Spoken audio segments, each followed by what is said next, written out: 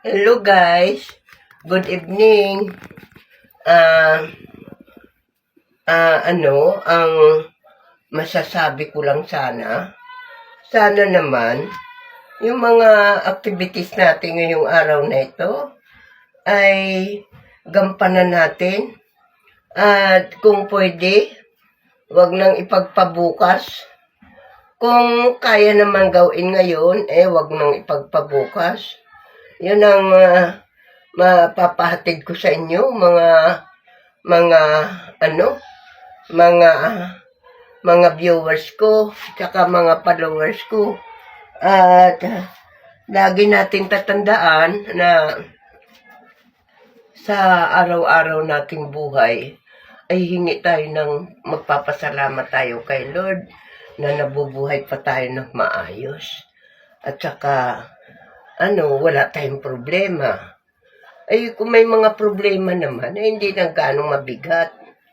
Kasi katulad ng iba, yung iba yung iba nating mga kasamahan, may nangyayari sa buhay nila na mga ganito, ganon.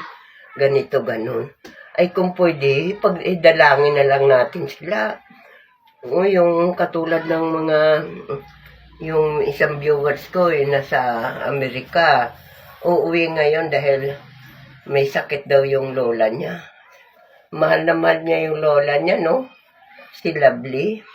Yung yung kasamahan din natin, na TikToker din, si Tommy, yun nga, namayapa din ang kanyang nanay. Ngayon, mga ganong bagay, hingi natin ng panalangin sa Panginoon Diyos na sumalangit na lang nawa din ang kanilang kaluluwa, no? Ganon. At saka tayo, magtulungan na lang din tayo, mga nandito sa ibabaw ng mundo. Tutulungan natin. Gawa tayo ng mabuti sa kapwa natin. Kasi talaga sa totoo lang, hindi ko rin alam na ngayon ko lang sa tanda kong ito, 80 years old, ngayon ko lang na-realize na hindi pala tayo dapat magmalaki sa bawat isa sa atin.